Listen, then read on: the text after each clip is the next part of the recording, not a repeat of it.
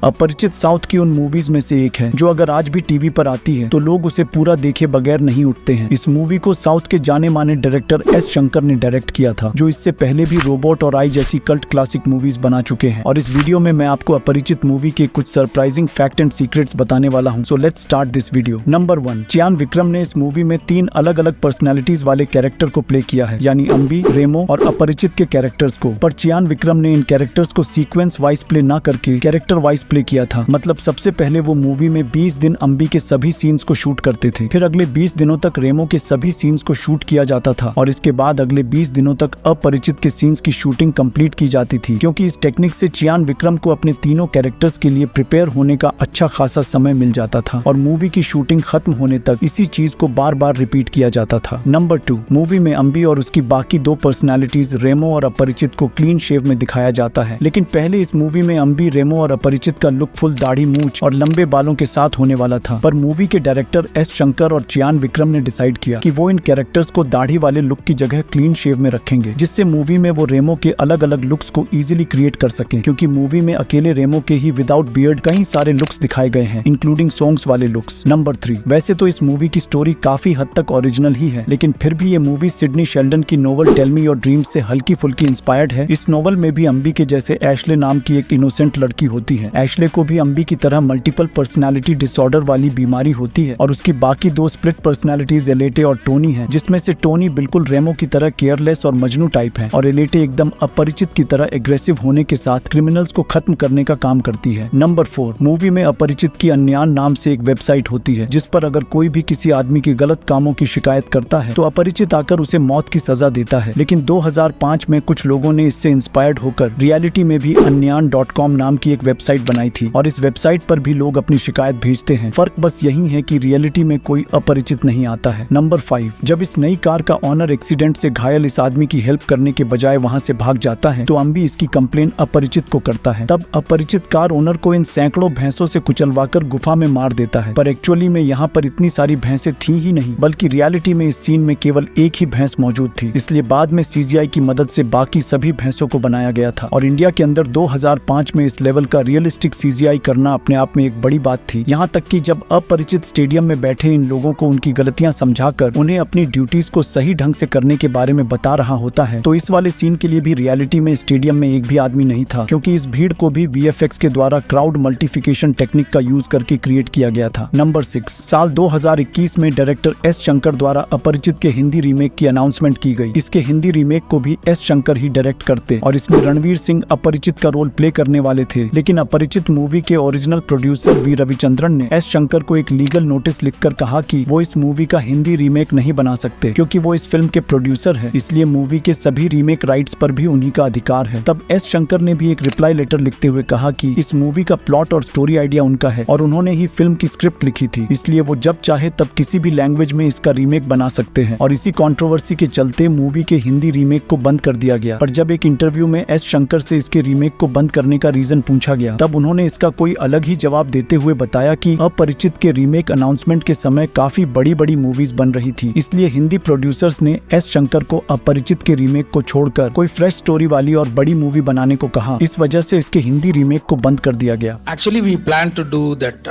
Aparichit in Hindi, but after that announcement, there are a lot of movies coming, bigger and bigger movies. So our producer want me to do something bigger than Aparichit. So right now it's on hold. Number 7, अपरिचित की release से पहले north India में लोग चियान विक्रम को ना के बराबर जानते थे, पर जिस तरह सोनी मैक्स सूर्यवंशम मूवी को अपने टीवी चैनल पर बार बार चलाता है, इसी तरह जी सिनेमा भी अपने चैनल पर अपरिचित के हिंदी वर्जन को इतना ज्यादा टेलीकास्ट करता था कि नॉर्थ इंडिया में शहर से लेकर गाँव का बच्चा तक चियान विक्रम को जानने लग गया और बड़ों के बीच भी चियान विक्रम काफी पॉपुलर हो चुके थे, जिससे चियान विक्रम जी सिनेमा वालों से बहुत खुश हो गए। इसलिए उन्होंने पर्सनली जी वालों के चैनल पर आकर जी सिनेमा को स्पेशल थैंक्स कहने के साथ ही एक इंटरव्यू भी दिया और ये पहली बार ही था जब विक्रम ने किसी हिंदी चैनल को अपना इंटरव्यू दिया हो। I need to thank Z for that because I won't believe I've been waiting for this opportunity. I said, what do I call them up or do I send them a mail? I want to say thank you because the movie didn't really do well at the box office because nobody heard about it. Correct. But they've telecasted like 300, 400, 500. I know how many times. Every second week, people say, hey, Marubudio in Tamil. They say, it's again on Z. And wherever I go, the whole town and village knew me.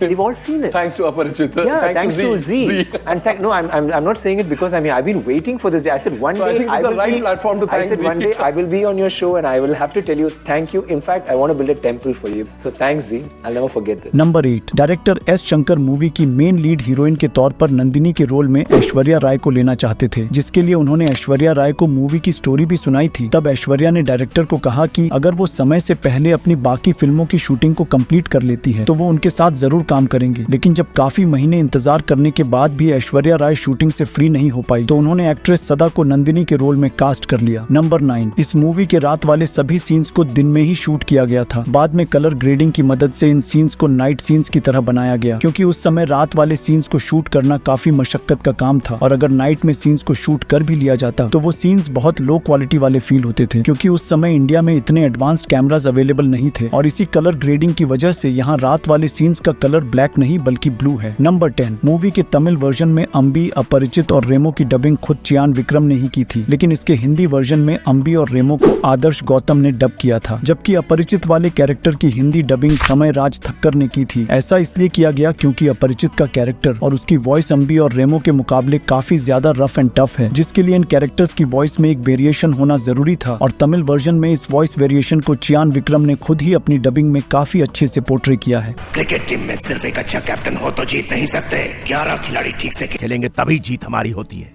उसमें से एक खिलाड़ी भी अगर कमजोर हो तो कितना गुस्सा आता है हमें। नंबर 11, मूवी के लास्ट सीन में अपरिचित इस आदमी को ट्रेन से फेंककर मार देता है, क्योंकि वो ट्रेन में नंदिनी और बाकी पैसेंजर्स के सामने दारू पीकर उन्हें डिस्टर्ब करता है, जो कि पब्लिक रूल्स के खिलाफ है। लेकिन अगर आप ध्यान से नोटिस करोगे तो ये वही इलेक्ट्रीशियन है जिसकी गलती की वजह से अम्बी की बहन पानी में गिरकर इलेक्ट्रिक करंट से मर जाती है, क्योंकि पानी में एक इलेक्ट्रिक वायर होती है और तब इस इलेक्ट्रीशियन ने अपना काम ढंग से नहीं किया, जिसकी लापरवाही से अम्बी अपनी बहन को खो देता है और एक्चुअली इसी वजह से अपरिचित ने इस आदमी को मारा था, न कि ट्रेन में दारू पीने की वजह से। नंबर 12, एस शंकर ने मूवी के तमिल सॉन्ग आनंदन कागा कोंडाकारी को शूट करने के लिए तमिलनाडु के एक पूरे गांव को अडॉप्ट कर लिया था, जिसके बाद उन्होंने इस गांव के 350 घरों के साथ वहां के पत्थरों, सड़कों और ब्रिज को डिफरेंट कलर्स में रंग दिया। इसके लिए एस शंकर ने 100 से भी ज्यादा ट्रक्स और एम्बेसडर कार मंगवाकर उन्हें भी पेंट करवाया था, जिस कारण अकेले इस सॉन्ग पर 1 करोड़ रुपए का खर्चा हो गया। नंबर 13, जब अपरिचित नंदिनी को मारने जाता है तब बहुत सारे मार्शल आर्ट्स एक्सपर्ट्स नंदिनी को बचाने की कोशिश करते हैं और इसी फाइट सीन के समय एक बुलेट टाइम इफेक्ट देखने को मिलता है। इस पर्टिकुलर इफेक्ट को क्रिएट करने के लिए पूरे 120 कैमरास का यूज किया गया था। यहाँ तक कि इसी फाइट सीन के दौरान इन सभी मार्शल आर्ट्स को काफी बुरी चोटों का सामना करना पड़ा, क्योंकि इन सभी मार्शल आर्ट्स को एक साथ हवा में उड़ता दिखाया जाना था, जिसके लिए हर एक मार्शल आर्ट को रस्सी से ऊपर खींचना पड़ता और सिर्फ एक मार्शल आर्ट को ऊपर खींचने के लिए कम से कम 3 से 4 लोगों की जरूरत पड़ती। इस वजह से सभी मार्शल आर्ट्स को एक साथ हवा में उड़ाना पॉसिबल नहीं था, इसलिए इन सभी लोगों को इस हॉल के बाहर खड़े एक ट्रक से बांधकर एक साथ ऊपर खींचना था। लेकिन ट्रक ड्राइवर ने डायरेक्टर के इंस्ट्रक्शन देने से पहले ही ट्रक को तेज स्पीड में आगे बढ़ा दिया और अचानक हुई इस घटना से सभी मार्शल आर्ट्स एकदम हॉल की छत से जा टकराए, जिससे सभी को बहुत ज्यादा चोट लगी और काफी लोगों का खून भी बह गया। इस इंसिडेंट को देखकर एस शंकर को मूवी सेट पर रोना भी आ गया था। नंबर 14, अपरिचित 2005 तक की सबसे एक्सपेंसिव मूवीज में से एक थी, जिसका बजट 27 करोड़ था और इसके तमिल वर्जन ने बॉक्स ऑफिस पर 57 करोड़ का बिजनेस किया था, तो वहीं इसके तेलुगु वर्जन ने 30 करोड़ का बिजनेस किया। इसलिए ये मूवी तमिल तेलुगु में तो एक ब्लॉकबस्टर रही थी, लेकिन इसका हिंदी वर्जन बॉक्स ऑफिस पर कुछ खास परफॉर्म नहीं कर पाया, क्योंकि इस मूवी ने हिंदी में केवल 10 करोड़ रुपए की कमाई की थी, जो कि एक डिसेंट कलेक्शन था। पर जब अपरिचित हिंदी में टेलीविजन पर रिलीज हुई तो ये नॉर्थ इंडिया में भी एक कल्ट क्लासिक मूवी बन गई। नंबर 15, ऑडियंस के साथ साथ central board of film certification यानी CBFC वालों को भी ये मूवी इतनी अच्छी लगी थी कि CBFC के सभी ऑफिसर्स ने पर्सनली चियान विक्रम और एस शंकर को फोन करके अप्रिशिएट किया था, क्योंकि ये मूवी हमारे समाज की कड़वी सच्चाई को दिखाती है। नंबर 16, अपरिचित ने 2006 के फिल्म फेयर साउथ अवार्ड्स में लगभग सभी कैटेगरीज में टोटल 8 अवार्ड्स जीते थे और ऐसा साउथ फिल्म फेयर की हिस्ट्री में पहली बार हुआ था जब किसी मूवी ने सभी कैटेगरीज में अवार्ड्स को अपने नाम किया हो। नंबर 17, अपरिचित इंडिया की पहली ऐसी मूवी थी जिसे फ्रेंच लैंग्वेज में डब करके रिलीज किया गया था। नंबर 18, चियान विक्रम ने हाल ही में एक इंटरव्यू में बताया है कि अपरिचित में उनका रोल अब तक का सबसे डिफिकल्ट रोल था और इस मूवी मूवी की शूटिंग के वक्त वो मेंटली इतने ज्यादा अनस्टेबल थे कि वो 2 महीनों तक अपनी वाइफ और बच्चों से दूर किसी दूसरे घर में रहते थे, क्योंकि विक्रम नहीं चाहते थे कि उनकी वजह से उनकी फैमिली पर किसी भी तरह का नेगेटिव असर पड़े। और ऐसे वीडियोस बनाने के लिए मैं बहुत ज्यादा रिसर्च और एडिटिंग करता हूँ, जिसके लिए काफी मेहनत भी लगती है। लेकिन मेरी इतनी मेहनत के बावजूद आप में से मोस्ट ऑफ द व्यूअर्स ने अभी तक इस चैनल को सब्सक्राइब नहीं किया है, तो प्लीज आई रिक्वेस्ट यू कि इस चैनल को जरूर सब्सक्राइब करना और राइट वाले वीडियो पर क्लिक करके आप ऐसी ही किसी कल्ट क्लासिक मूवी का फैक्ट वीडियो देख सकते हैं।